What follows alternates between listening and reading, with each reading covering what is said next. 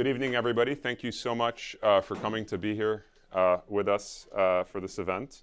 I know many of you from my class. For those of you who don't know me, I'm Pierre Yared. I'm a professor at the business school, and I'm also a director of the Richman Center. The Richman Center was established in 2011 with a generous gift from the Richman family. The center fosters dialogue between the business school and the law school on issues in business law and public policy. It's my distinct pleasure to introduce to you this evening John D. Bassett III, who came here with his wife Pat, who's in the audience, as well as his colleague Sheila, who's also here with us from Virginia this evening. John has worked in the U.S. furniture industry for almost 60 years, and he has witnessed its remarkable evolution during that time. He was first based at Bassett Furniture Industries, and since 1983 at Vaughan-Bassett Furniture Company. As a teenager, John worked in the factory floor, and he has held roles in sales and marketing, plant management, and he formerly served as president and CEO, and he now serves as chairman of Vaughan-Bassett.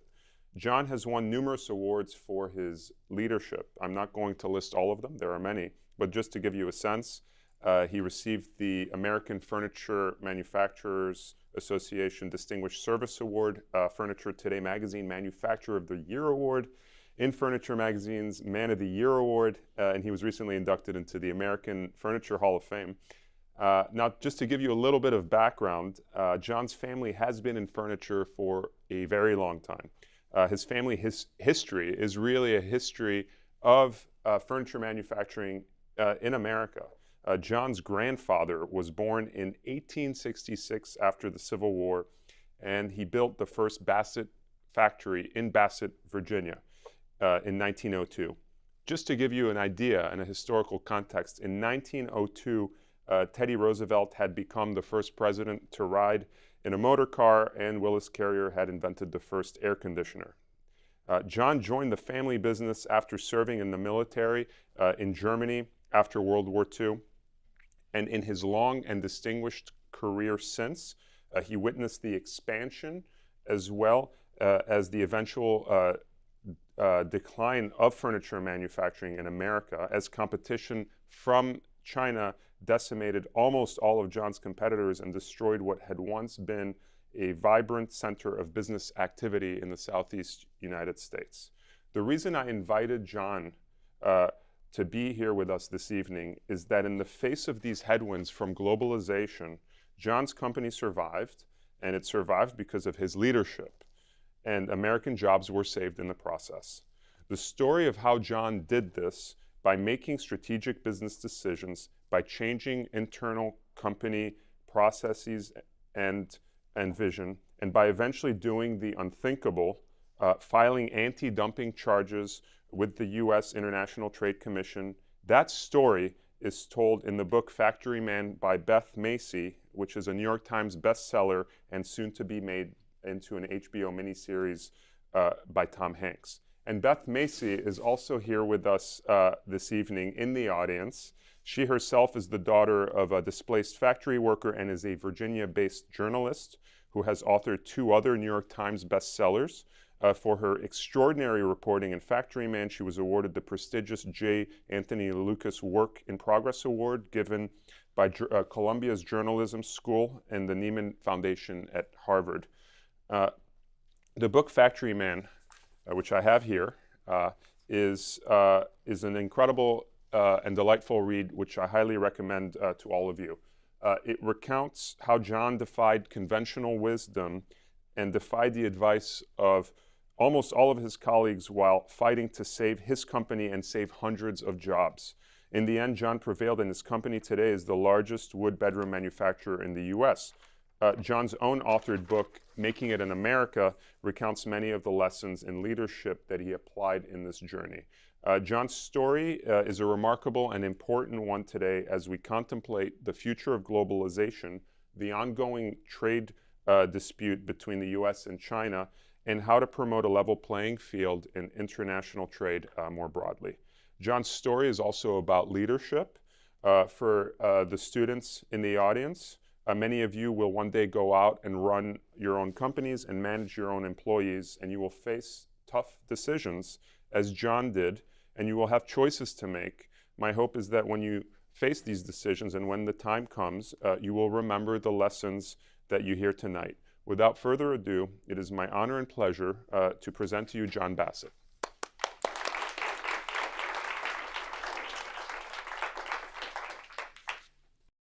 Thank you very much. It's a pleasure to be here. I've made a lot of these talks before, but very seldom do I have an audience that is intelligent and as smart as you guys are. But I love telling you the story because you're going to understand what we did. But let me give you a little background so you can pick up, and then you'll understand where I came from and how I covered the trade situation. But my grandfather did start the Bassett Industries in 1902. And I worked there for many, many years. And my father was CEO. But in 1983, my wife's family's company called Vaughan-Bassett Furniture Company, and my grandfather helped start that one with her grandfather, asked me to come to join them. So I did. And it was 1984 that I first went to China. And this is when it was just starting. And we went over there to find out what we could get the Chinese to do. It was at that time, people said it's a new wave. This is what you have to do if you're going to be in manufacturing. You need their help, and etc. So I went, and back in those days, you went to Taiwan, and then you'd go to Hong Kong. You did not go to mainland China. They would come out of mainland China and meet you in Hong Kong. Well, with the Bassett name, even though I was no longer with the Bassett Industries, which at that time was probably the largest furniture manufacturer in the United States, I received word from one of their main owners, an older man, much older man. He owned quite a few factories in Taiwan, had connections in China, and he wanted to meet me. And so we met for dinner at the Peninsula Hotel. And he was Chinese, he did not speak English. And he certainly wouldn't have understood my Southern English. But I didn't speak Chinese, but he brought two lovely interpreters, two ladies that had graduated from USC. So they were obviously very fluent in both languages. And we had a nice conversation for an hour or two. But he got one glass, too many glasses of French red wine. And he was not intoxicated, but the smile went away. And he was very direct. Well, I grew up in a family that was very direct, so that didn't bother me. But they would not interpret. And he kept speaking to him, and finally I told him, I said, look, he's trying to tell me something. Tell me what he wants to tell me. So they talked among themselves for about 30 seconds, and they said, all right, we're going to tell you. He wants to tell you two things. I said, all right, what are they? He said, we are doing business with everybody in the world, the Japanese, the Russians, the Europeans, the Indians, and etc. And we're now going to do business with the Americans. I said, all right. And he said, he wants you to know they have never met people or a country as greedy as you are. You're the greediest people they have ever met in the world. And they know they can buy you. You will do anything for money. I said, all right, what's the second thing he wants to tell me? The second thing he wanted to tell me was that they would have the largest economy in the world eventually. They had 1,400,000,000 people. They thought, it might have been more, but they would become the #1 economy in the world.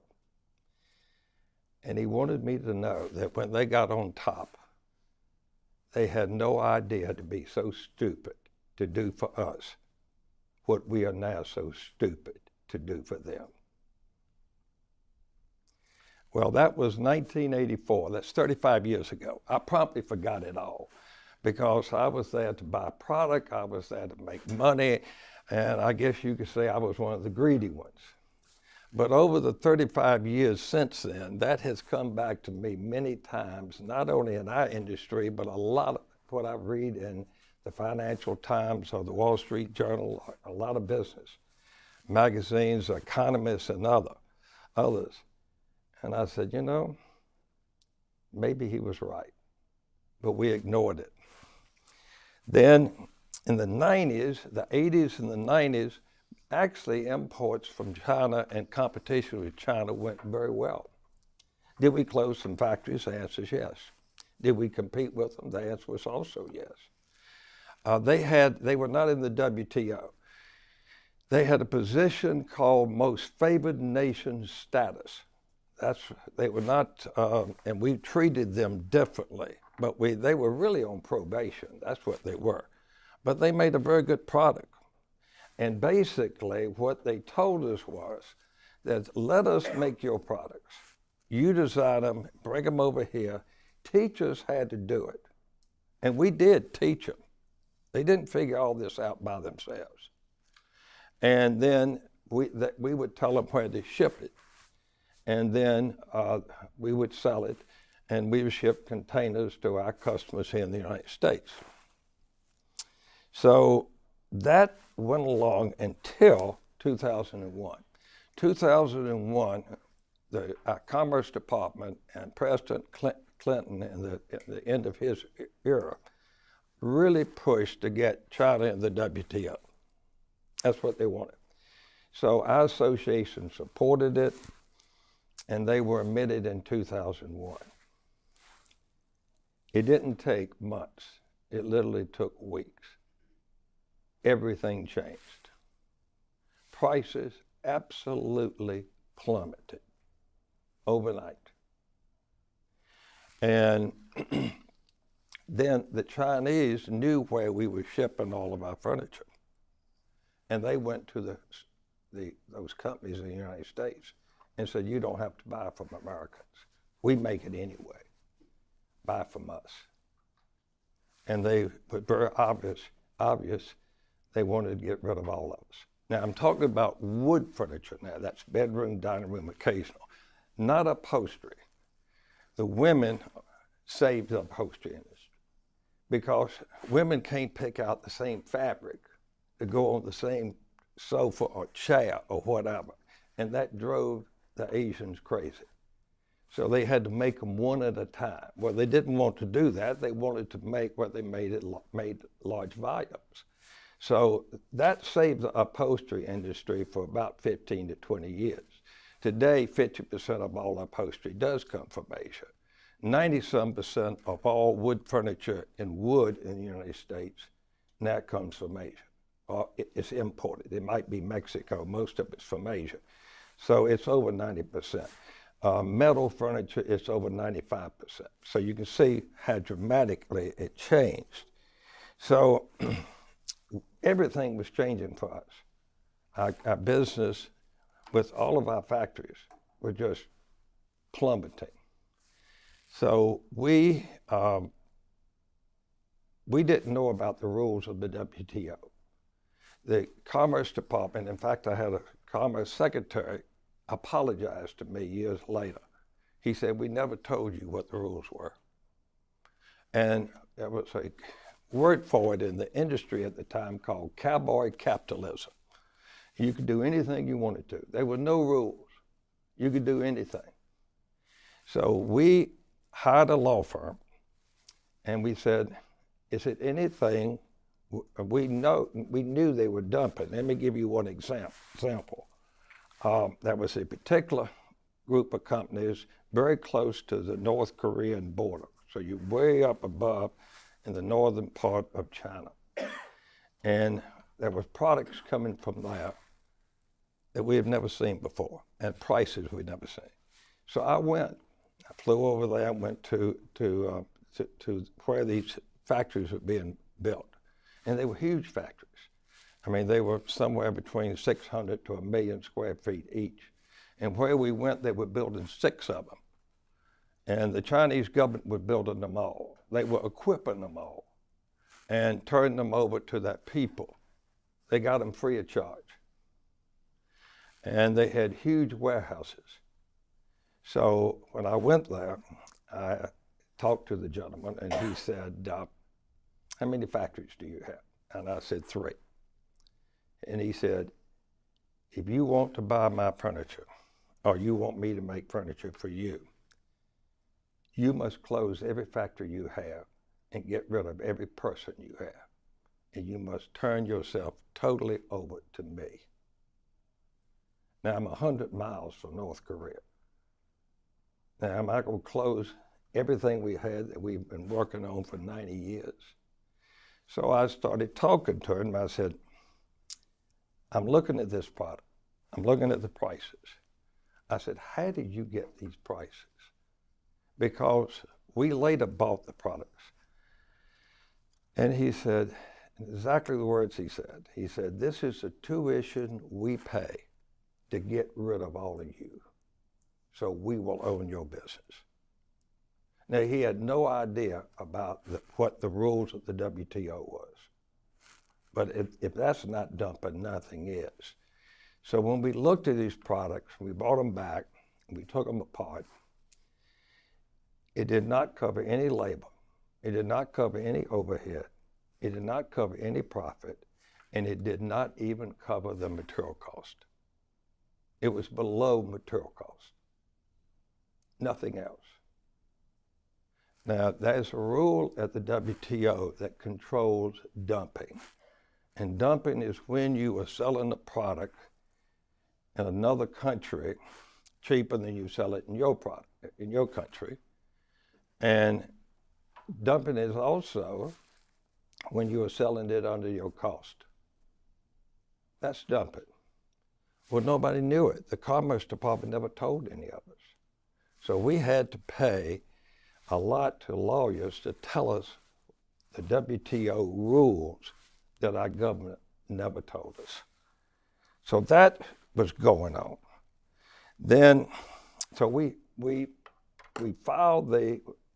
put a group of companies together, and we filed an anti-dumping petition. And at the time, it was the largest anti-dumping petition ever brought against the Chinese government. And so and of course, it upset them. Now, people think we sued them. You do not sue them. What you have to do is get at least 51% of your industry, and you petition the United States government for an investigation. We do not investigate. The Commerce Department and the International Trade Commission does the investigation. And they decide, is the other party violating the WTO rules? Now, the retailers got very upset with us. And many of these retailers, we have been doing business with us for 20, 30, and 40 years because they were getting prices they never expected to get, ever. So we lost about 35% of our sales because American retailers were disgusted that we would go to the government and ask for an investigation. They kicked us out. They threw us out because we asked to have an investigation, and we were saying, why should we lose our employees when people are cheating? And the only way we're going to find out, you've got to do the study.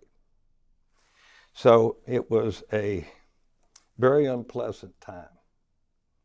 And we really did not know in America how this rule works and how the WTO would work.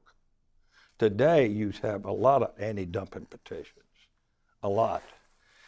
And people say you took advantage of the Chinese. Well, I had a law firm the other day look up from 2003 through 2017, which is the last figures that the Commerce Department can give you. They haven't published 2018. The Americans have filed 182 dumping petitions, which covers everything against other WTO countries.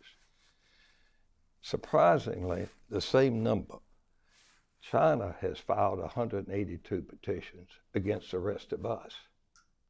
So when people said we were taking advantage of the situation, nobody realizes we were called protectionists. Nobody realized China does it just as much as we do. They filed just as many as we filed. And so that's where we were. Now, we had no idea during this time that we had in 2007 and 2008 the Great Recession. And much of the recession was caused by housing and mortgages. Housing starts went down 72%. Now, that's when people buy bedroom furniture, when you build houses. Well, for a while, we lost 72% of our market. We had to figure out how to live through that. And I'll tell you some stories today how we did it.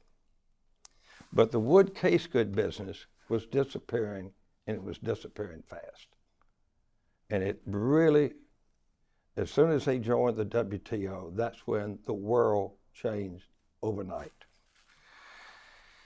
Now, this was all documented by a reporter in Roanoke, Virginia. She was sent down to Henry County, which is close to where we live, but more of the furniture factories were there. We're about 75 miles away in Henry County, and she was told to write a story. Why did the furniture industry disappear in Virginia? And there were a lot of factories. And her name is Beth Macy's right here tonight. Well, she was talking to one of her retail friends, and they said, well, there's one company up in Galax that's not closing. You ought to go see those guys. So she tried several times. She never called me to tell me she was coming. She would just appear. So finally we did bump into each other, and what was supposed to be a 30-minute conversation went on for 3 hours. And she wrote a wonderful 5-page article on a Sunday paper for the Roanoke Times to explain globalization.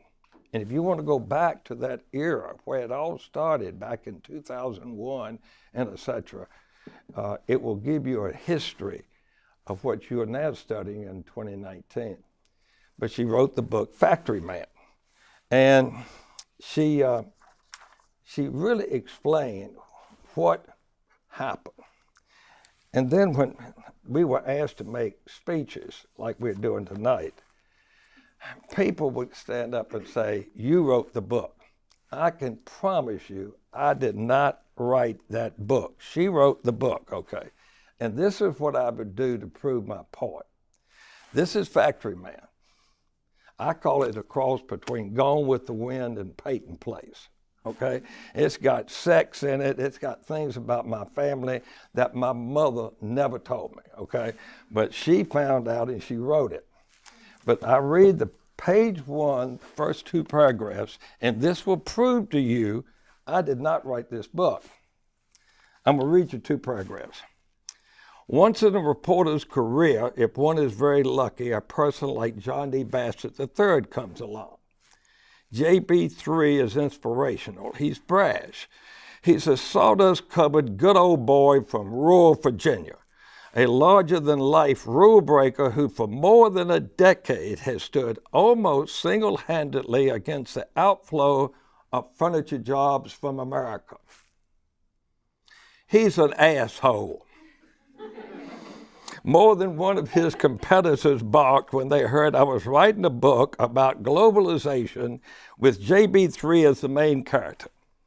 Over the course of researching this book, over the course of hearing his many lectures and listening to him evade my questions by telling me the same stories over and over, there were times I agreed. Chapter 1, page 1, she called me an asshole twice.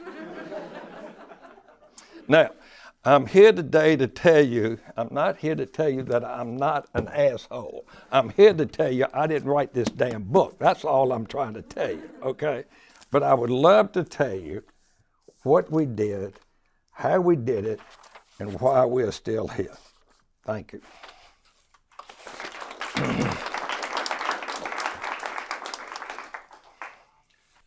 Thank you very much for your remarks, John. So I have a few questions that I'm going to ask to kick us off, and then I'm going to turn it over to members of the audience for additional questions. So as you were discussing, your trip to the border with Korea, I was thinking to some extent, part of what the Chinese manufacturers did involved dumping, and I was curious if you think that the Chinese manufacturers, what were they doing right that some of your competitors were doing wrong? Because a lot of your competitors were eventually driven out of business. Domestic competitors were driven out of business. Were the Chinese onto something? I mean, we saw this play out before when furniture manufacturing went from Grand Rapids to the Southeast. Is there some analogy here too? Well, there is an analogy, but what they held out is that we could make a lot more money if we let them make our furniture. And let's be candid about it. We were greedy. That old guy in 1984 was right. We thought this is a way we could make more money. We could hire less people. We didn't have to pay hospitalization and all the other things you have to pay for in this country. And by that time, here comes the EPA. The EPA wanted to put a lot of restraints on our finishing rooms and et cetera, because all of our furniture is finished. That's the way you guys want it. And so it seemed like a wonderful deal. And so they had the people, and you got to give this to the Chinese. They're hard working. I mean, they would work. And so that was very appealing to us. And we had no idea they were trying to take all of our customers away. And we didn't realize they wanted to learn what we were doing so that they could build their own plants and be proficient. And go back to what the old gentleman said again. We're not going to be so stupid to do for you what you were so stupid to do for us. We taught them how to make furniture. Do you think they changed? How did they change your relationship with retailers, with domestic retailers? Can you talk a little bit about that? Well, over the years, in the 90s, in the late 80s and the 90s, they knew exactly where our retailers were because we would tell them where to send the containers. And so they knew who they were. And then they learned who our sales managers were. And then they learned who our designers were, because we would take designers over there to look at the samples. If they were not right, they would redraw them and et cetera. So once they were ready to take over, they went to the sales manager. They said, "What are you making?" And he told them, he said, "We'll triple your salary." And they went to the designers and said, "If you don't design for us, we're going to put these guys out of business. You're not going to have any business." So they took all of our designers away from us. And of course, the sales managers turned around and hired the best salesman that we had in the whole industry. So they had a plan. And I was one of the first ones. That's why I ended up the chairman of the Anti-Dumping Petition. I said, wait a minute. We never imported over 8 or 9%. We were not up there 50, 60, or 70%. I said, this isn't going to work. Guys, they after us. If you can't figure this one out, then something's wrong. We have been introduced to a competitor that we have never seen before. How did some of your domestic competitors react to this relative to what you did? It depends a lot on who they were. A lot of times they were, a lot of the furniture business back in the 20s, 30s, 40s, and etc. were family owned. A lot of the families had sold out to larger corporations, not to hedge funds at first. They were sold out to Georgia Pacific. They were sold out to Mead Paper and etc. Mead loved the idea of shutting everything down. All the large corporations were. They liked the idea that they would import it all. So when this happened, they were shocked. And they did not have the relationship with the peoples and the families and et cetera that we've had. This year celebrates our 100th year. So you attribute the fact that the others wanted to shut everything down partly because they didn't care as much about their workers. They really didn't. They cared about making money, and they figured this was the way to make driven. it. But then they were shocked when all at once the Chinese went to the retailers, and they started disappearing.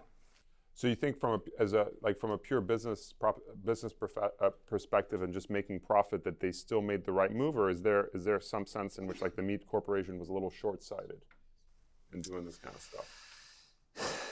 I don't think they knew the industry.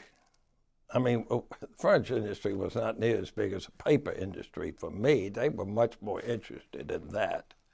And this was an era that companies were diversifying and going into different industries, and many of them didn't know much about the industry.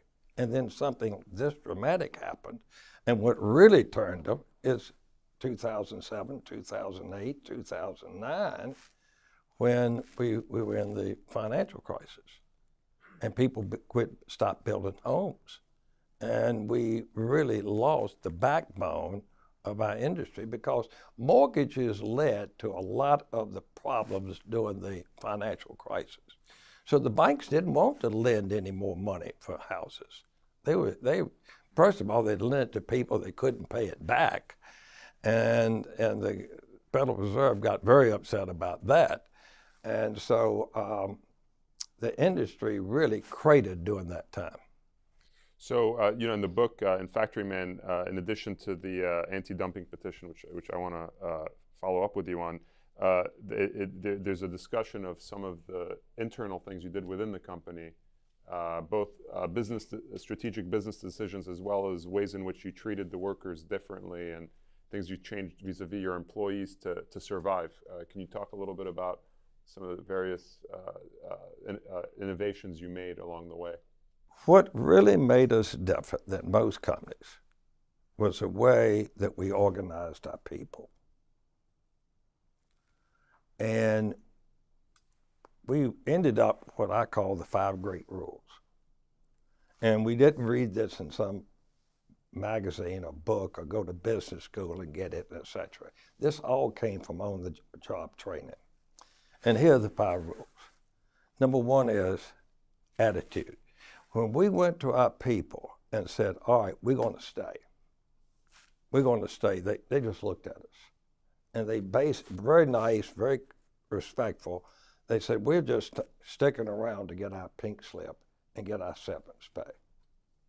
We're not going to make it. That's our own people. And I realized Americans had given up. Everything they saw on television, everything they saw on the internet. This is like 2003, 4. We were not in the recession. There was full employment at the time.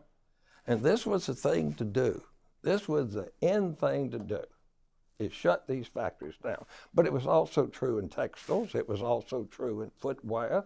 All that, those industries were disappearing. And so it shocked us. Our people wanted to quit. And then if you don't turn your people around, you're not going to have a company. How do you turn people around? That's rule number 2. You turn it around with leadership. And I mean real leadership. And you learn it, I learned a lot of it in the United States military. I was in the military for 6 years. 3 years on active duty in Germany, right on the east-west German border. Young people say, were you there when the wall came down? I said, no, I was there when the wall went up. That's when I was there, 1959 and 1960. I mean, we were right there looking across the east-west German border. We were not in Berlin. We were on the border that ran from the Baltic Sea down to the Adriatic Sea. And we could look right across and see what was going on. And when you train people to fight, you have to be a leader. Who wants to take a chance of losing your life following somebody you have no respect for? If you're going to have a chance of being killed, you want to follow somebody that knows what he or she is doing, and they set the example. And that's what our leaders in business at that time were not doing. We were not setting the example. And when they went to work, our cars were in the parking lot. When they left, our cars were in the parking lot. When salaries had to be cut, we didn't cut that salary. we cut ice out. We cut ice out. And we let them. And I knew, and then we did the anti-dumping petition. Now, I mean, it was in all the papers, and I was getting criticisms like you couldn't imagine, and everybody was calling me a protectionist. You're a protectionist. And I came through the finishing room one day, and the line stopped. And there was about 75 people in the finishing room, and everybody walked toward me. Now, that's usually not a good sign. And so Helen was a spokesman, and she said, John, we see what you're doing, and we admire what y'all are doing. And we want you to know, you ask us what you want us to do, and we're going to give it to you. We're behind you 100%. I knew we had crossed the line. I knew we had them. I knew then we had a team. So being a Southerner, I hugged all the women. I didn't kiss any of them on the top of the head, but anyway, I did hug all the women, and I shook all the men's hands, and I said, all right, I have my first request. And they said, what is it? I said, get this line running again. We got to make some furniture. Let's go. We got to go back to work. And we had that team pulling together. Now, once you have a team pulling together, it's amazing what you can accomplish. When your people are on your side, that's exactly what a football coach has to do. A football coach has to create a team. And that's what we did. And they were for us 100%. Rule number 3 is, you got to be willing to change and improve, and then 3 most important words. Again, again, and again. We drove change. We drove it.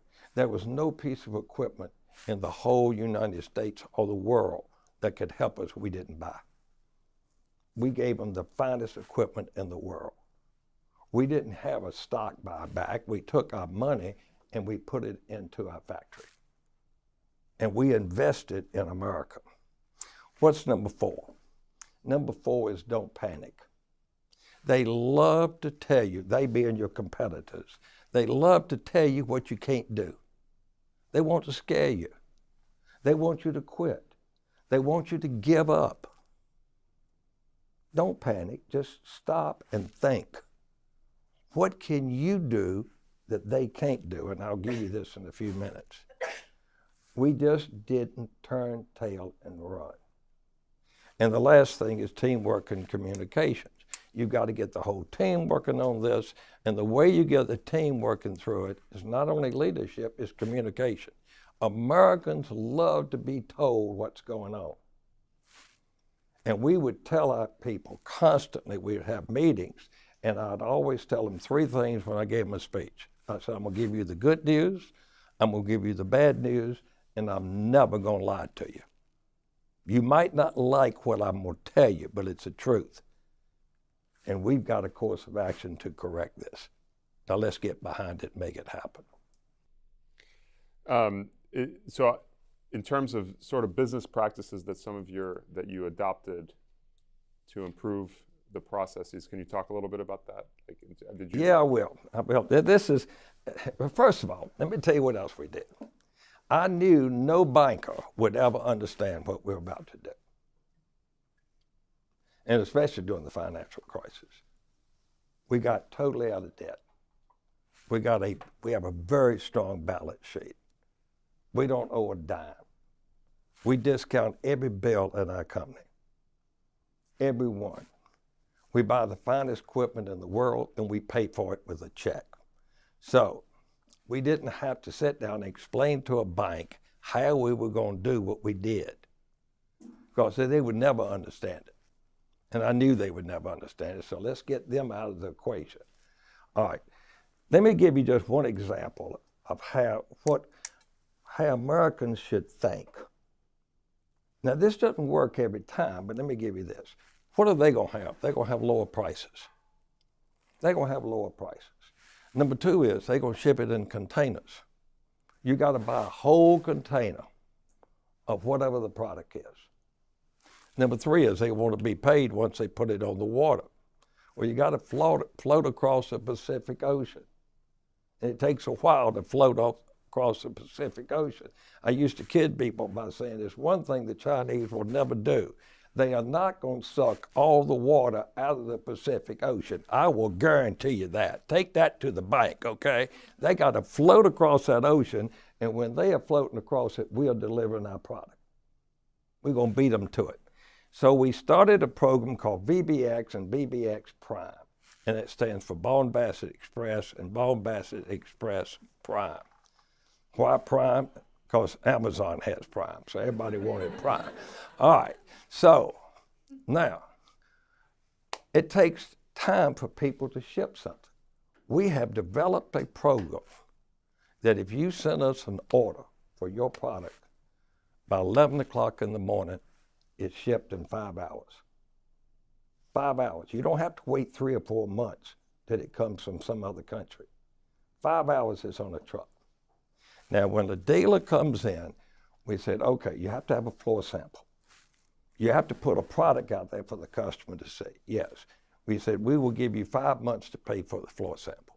150 days, that's what we said. 150 days sounds better than 5 months. Okay, you don't pay me for 150 days. Now, when you sell it and you send the order to me, we ship it in 5 hours. 5 hours. You're going to get it, depending on where your store is, you're going to get it in 3 or 4 days. If you're further away in Colorado somewhere, you're going to get it in 8 days. Okay? And we know that because we do, I'll tell you what we did with the trucking company. I'm just trying to make you think, if you get into this kind of problem, use your brain, come up with ideas nobody has ever come up with before, and come up with ideas that your competition has a hard time copying. Now, we were not going to meet that price, but the dealer would deliver that product to a person's home in 2 or 3 days after that. So it would be in the home in 14 days, and they would be paid either by finance, a check, or a credit card, or whatever. They had their money. They didn't owe us for another 2 weeks. So other than that floor sample that we gave them 5 months to pay for, they could do business with us the rest of the year, and it cost them no cash. They never had to spend $1 because they got paid before they owed us. You go to their warehouse, you didn't see containers stacked up from Asia, Vietnam, China, or wherever. They didn't need any containers. And if the containers didn't sell, how are they going to get rid of them? With us, they only had one suit on the floor per store. If it didn't sell, blow it off and get something else on. If it sold, we shipped you in 5 hours. Now that's using your head. That's what Americans have got to do. We've got to start being defeatists and say, can we come up with a better deal? And in many ways, ladies and gentlemen, we've forgotten that. We used to be daggone good at this. Now, to get the trucking companies on board, I called them in, and the trucking companies have their own freight rates and et cetera, and they would charge the dealers. And I said, why don't you let me charge your dealers for you? And we do not make one dime on freight, not a penny. And we will guarantee the account. You don't have to worry about selling an account that doesn't pay you because they go broke. You're going to get your money from us. And the next thing is, how often do they pay you? Well, sometimes they get it in 30 days, 60 days, and 90 days. I say, if you ship on my VBX program, I'm going to collect the freight, and I'm going to pay you every 7 days. You get your money every week. You don't think the trucking companies didn't line up? But I said, it better get there on time. And they got it there on time. Okay? So we came up with a program for our dealers nobody had ever thought about.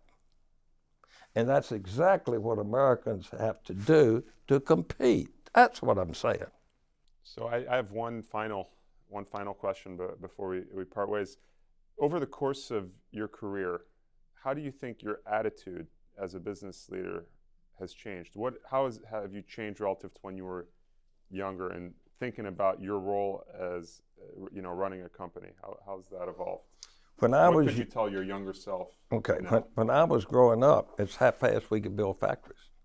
Our business was growing so fast. It was after, of course, World War II and the Korean War and etc. You had the GI Bill, you had these things, and we were constantly growing. When the globalization came in, you had to turn 180 degrees. And you had to think, okay, how am I going to fight this battle? I'm not competing against the guy in the next state or in the next town. I'm competing against somebody 12,000 miles away that doesn't play this game like we do. You mentioned that we took the furniture away from Michigan. And I've been told that several times. I said, wait a minute, it's not the same. And they said, why? I said, first of all, they can have currency manipulation. Michigan, believe it or not, uses the same dollar that we use. It's okay, there's no currency manipulation between Michigan and Virginia and North Carolina. So that's number one. The Chinese manipulated that currency terribly for years. That's number one. I said, number two is, the federal tax in Michigan is the same federal tax we pay in Virginia and North Carolina, guys. Come on. I said, you don't get any tax advantage for being in the South. And I said, that's a third huge difference. And they said, what? I said, Michigan didn't care about losing the furniture industry. They said, what do you mean? I said, they were big in the furniture industry at the turn of the 1900s. And then they ended up with the biggest manufacturing product we've ever had in this country called the United States automobile. They didn't want those furniture jobs. They were glad that we took them. They went to work for Henry Ford and that bunch. They made twice and three times as much, and they could care less about losing them. They didn't lose the job. They just moved to, and they didn't have to move out of state. They were right there.